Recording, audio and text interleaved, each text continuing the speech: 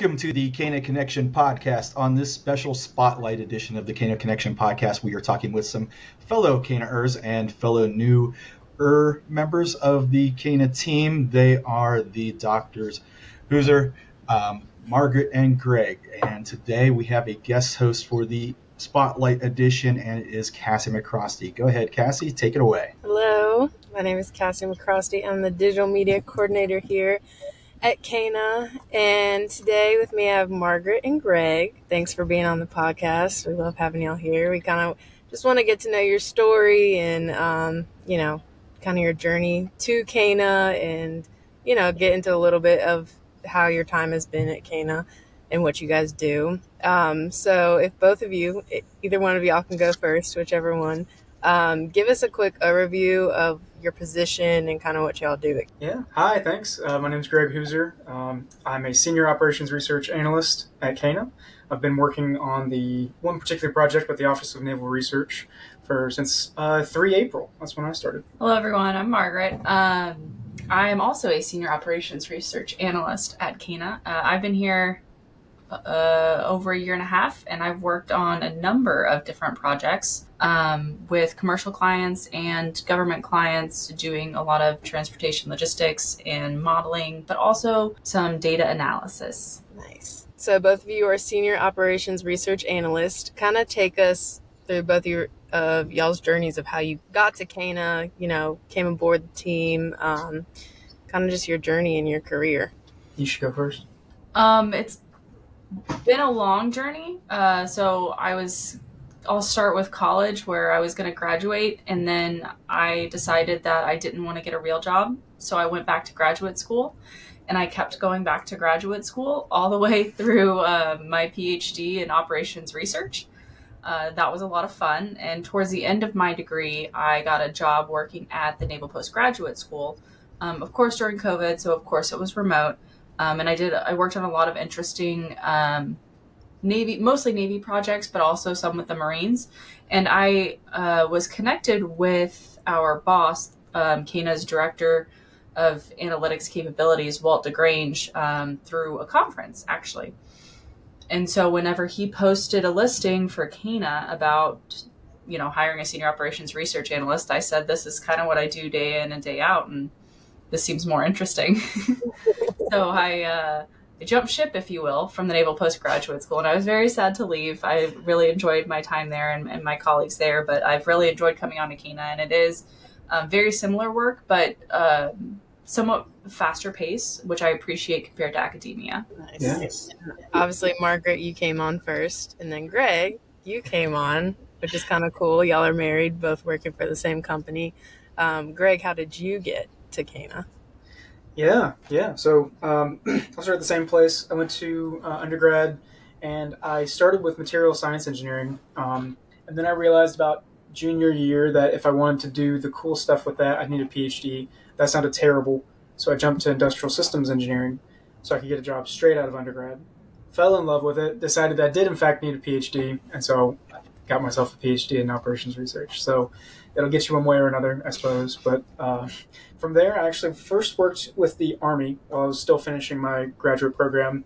I worked with Army Futures Command out in Fort Leavenworth in Kansas. And so really cool group of people, got a really early look at, kind of DoD work and some of the military, some of the interesting aspects of military projects and that kind of a thing. So worked with them for a good little bit. From there, went to Bayer Crop Sciences and started doing large-scale optimization. That's roughly what my dissertation was focused on. And so that was a really interesting experience to apply some of my research, get super technical, learn some interesting stuff. And a little bit into that, there's a job posting that went up on CANA's website. Margaret said, hey, you should really look at this because this is kind of exactly what you do and this is what we need right now. And I was like, well, okay. And she's like, yeah, I mean, everyone I work with is better than everyone you work with. So you should really think about it. And so then she got in my face that she likes her job better than I like my job and whatever. So interviewed, realized that she was right. Everyone she works with is better. So applied, and long story short, here we are, and it's been phenomenal. Been really excited to be here. The work has been very interesting.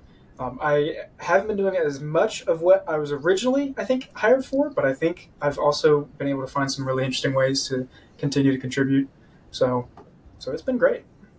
Yeah, CANA is a pot of many different things, so it's kind of get, you get to dabble in everything. What is it like for you both to be working at the same company in your morning? And working from home too, I guess. It's not like you guys go into an office every day. Yeah. We do have separate offices, so we go to different rooms every day. They share a wall. But share a wall. Like knock on it, like, hey, how you doing? Yeah, those rowdy CANA meetings, where you got to. Sometimes I listen in on his meetings if I'm really interested in what's going on. Yeah. But it's actually been really great. It reminds me a little bit of grad school when we were in grad school together. Our dissertations were on two completely different topics, but we had enough knowledge of what was going on to kind of bounce ideas off each other. So sometimes if one of us is really stuck on a problem, we'll go out flaneuring. That's flaneuring.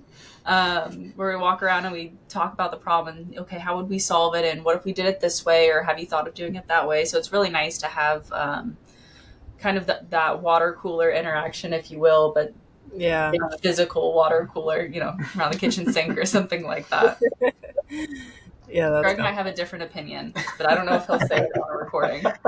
Well, I'm jealous. I don't have anybody like that I can grab and bounce things off of. I end up having to contact Kassie or Jack or one of the other people and be like, hop on Google Meet with me real quick so I can talk about something.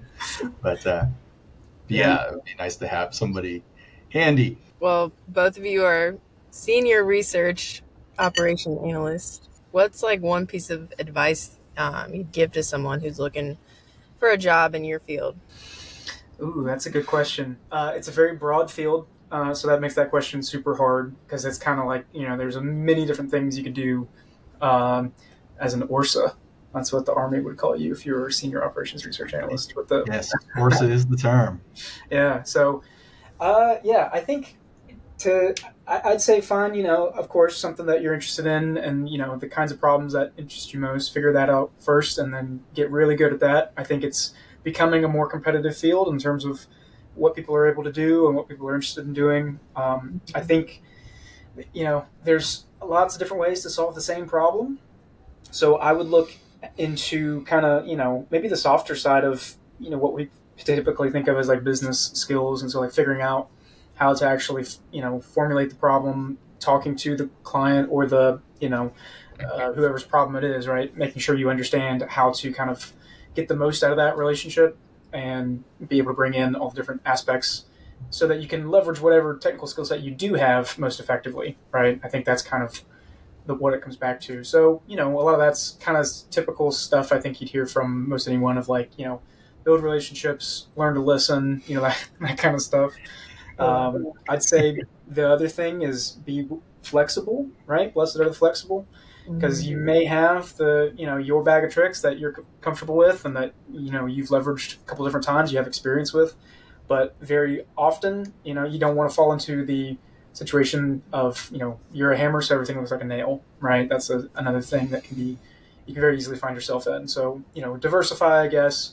And yeah, make friends and listen. Yeah, I think to jump on that, I think the diversifying your bag of tricks is a really important thing. I was lucky, unlike a lot of people who have a degree like mine, where my dissertation actually touched a lot of different skill sets.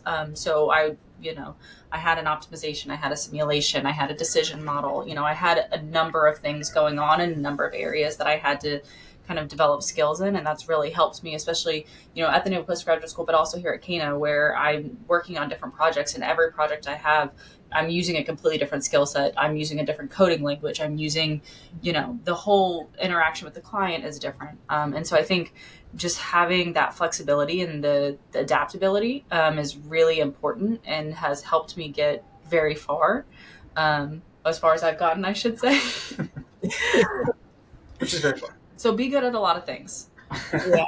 That's what I'm I getting. feel like I think CANA, I think we could all say this about a lot of people at CANA. Like, people are very good at a lot of different things, which kind of makes CANA work the way we do. The flexibility and people like willingness to learn too. You learn through different projects and stuff. Speaking of flexibility, CANA is a very flexible company. Work-life balance is very important. I want to know, what do you guys enjoy doing in your free time besides CANA?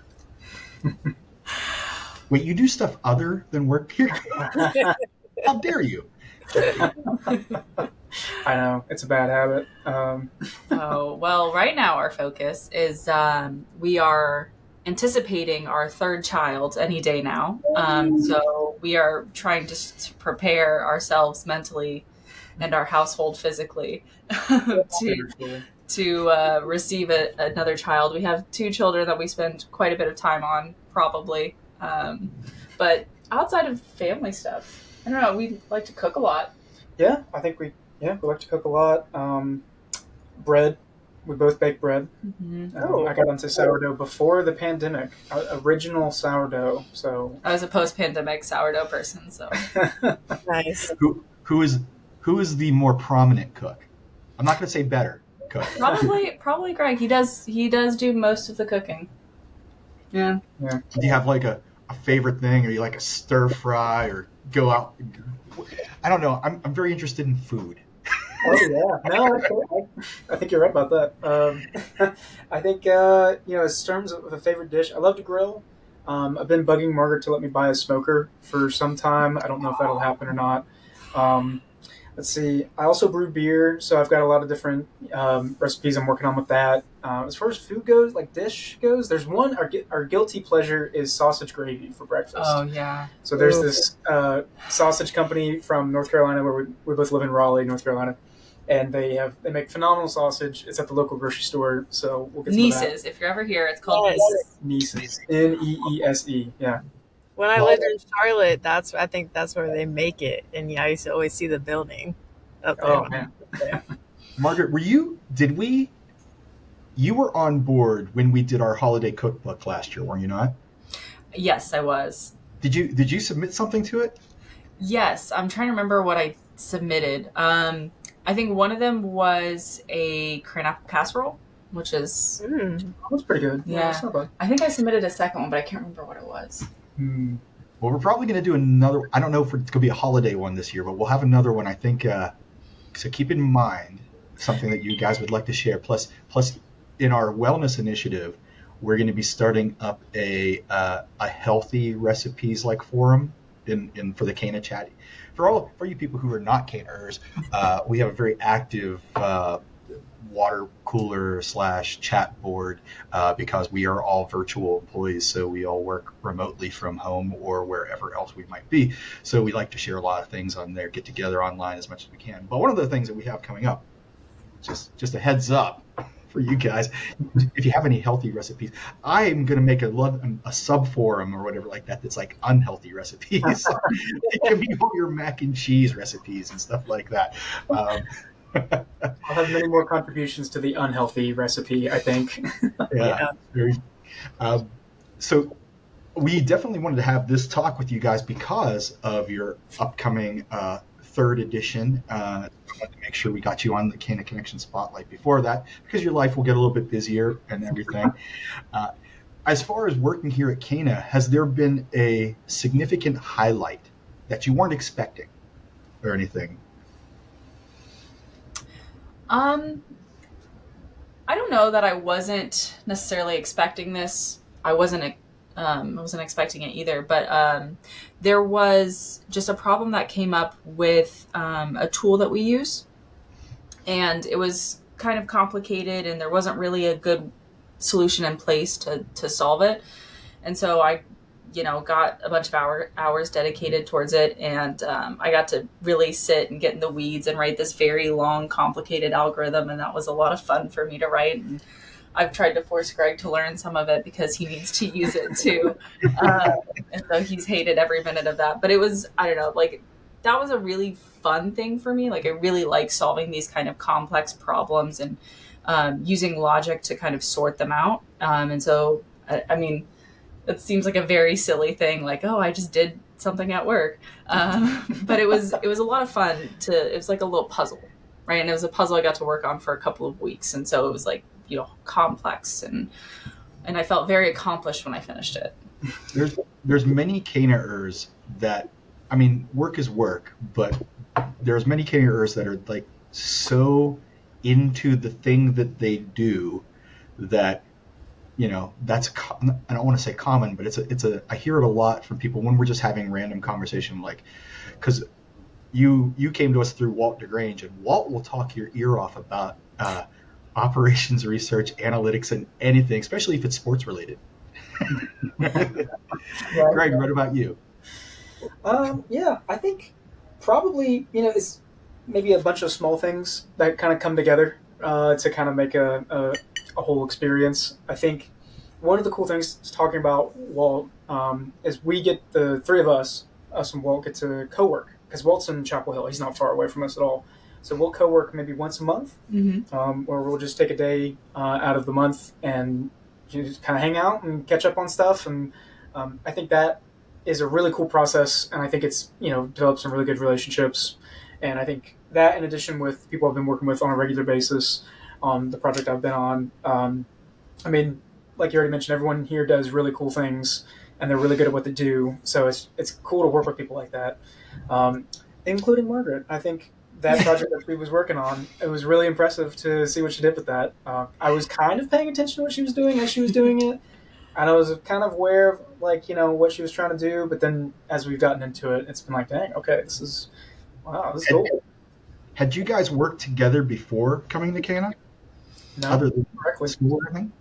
No, yeah, I don't think we ever took any classes together or anything. Nope. I mean, in grad school, it's kind of like an office, but more relaxed and less deadlines. Yeah, talk about how OR is such a big field. I mean, her dissertation and my dissertation do not overlap, but we have the same degree, the exact same degree, but our dissertations are completely disparate, which is wild, right? I don't know that happens in a lot of different cases. But so when in grad school, I mean, she's working on stuff, she's talking about stuff, I kind of know what ballpark she's in, but okay, whatever you say, following your lead.